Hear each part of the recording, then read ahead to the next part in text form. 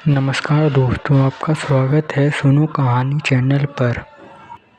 यहाँ हम आपके लिए लाते हैं ऐसी कहानी जो दिल को छू जाए, जो आपको एक नई सोच दे। तो चलिए शुरू करते हैं आज की कहानी, जिसका नाम है 3 भाई एक बहन और तत्वों की शक्ति। पहला अध्याय, सूखी बचपन। सुबह का समय था। गांव की गलियों में कोयल की मधुर आवाज गूंज रही थी। हरे भरे खेतों पर रोज की बूंदें चमक रही थीं। दूर मंदिर से वहां घंटियों की आती हुई ध्वनि पूरे वातावरण को पवित्र कर रही थी। उस छोटे से गांव में एक घर था, जहां 4 बच्चे अपने माता पिता के साथ रहते थे। यह घर मिट्टी का बना हुआ था।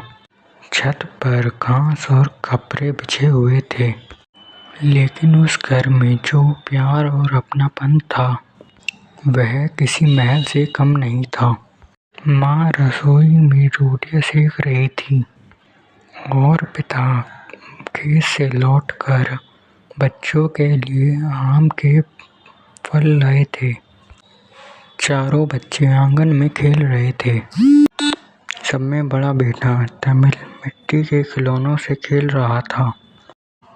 बीच वाला भाई सूखी लकड़ियों को एक साथ रगड़ कर चिंगारी निकालने की कोशिश कर रहा था।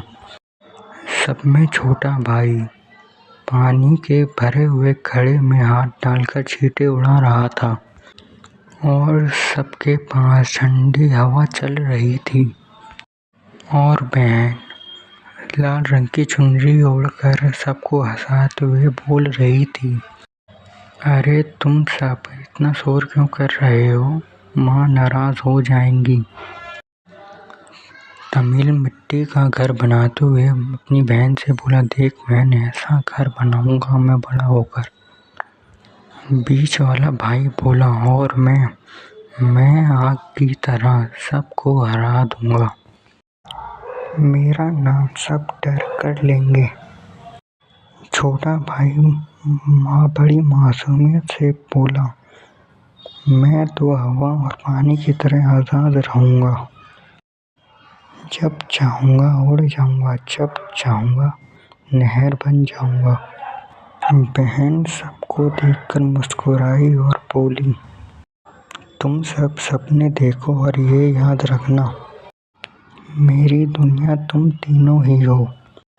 जब तक तुम सब मेरे साथ हो मैं खुश रहूंगी।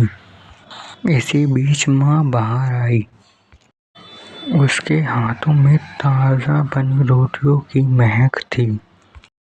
उन्होंने बच्चों को गोद में लिया और प्यार से कहा, तुम चारों मेरी आंखों के तारे हो।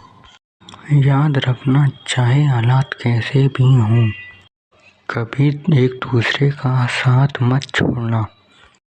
पिता ने अपने बच्चों को अपने पास बुलाकर कहा, बच्चों, कभी भी दुनिया बदल सकती है, मगर भाई बहन का रिश्ता कभी मत भूलना।